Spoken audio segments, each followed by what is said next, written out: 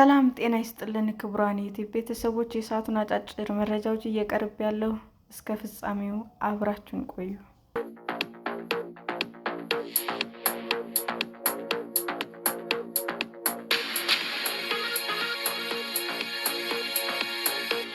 በአሜሪካ አንድ አባት 7 ልጆቹን ጨምሮ 8 ሕፃናትን ገደለ።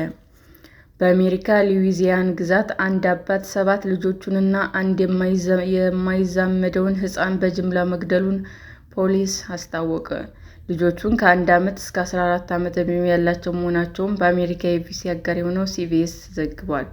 ፖሊስ ጥቃቱን የተፈጸመው ትናንት እሁድ መሆኑን ገልጿል። ተጠርጣሪው በሰረቀው ተሽከርካሪው ከማምለጡ በፊት 10 ሰዎች ላይ መተኮሱን የፖሊስ ቃል አቀባይ ክሪስ ቦርድሎን ተናግረዋል።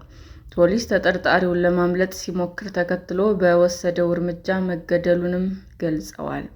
የሕፃናቱን እናትን ጨምሮ 2 ሴቶች ለሕይወት አስጊ በሆነ ከባድ ሁኔታ ውስጥ እንደሚገኙም ታውቋል። ተጠርጣሪው ሻምር ኤልኬንስ ተብሎ ማንነቱ የመለየቱን የአካባቢው ባለሥልጣን ለቢቢሲ ተናግረዋል። ተጠርጣሪው 8 ልጆችን ከገደለበት ቤት አቅራቢያ አንዲት ሴት መንገድ ላይ እንደተኮሰባትም ፖሊስ ጠቁሟል።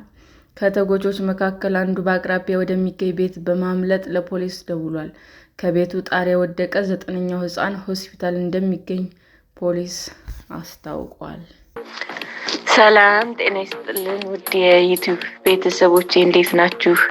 አዲስ ጀማሪ ነኝና ሰብስክራይብ ያደረጋችሁ አበረታቱኝ። አመሰግናለሁ። የዩቲዩብ አድማጮቻችን ለሰዓቱ ያቀረብኩላችሁ አጫጭር መረጃዎች ይህንን ይመስል ነበር። በሌላ መረጃ እስክንገናኝ ሼር፣ ላይክ፣ ሰብስክራይብ እንዲሁም ቢቀርብልን የምትሉት መረጃ ካለ ኮሜንት እያደረጋችሁ ቸር ቆዩን።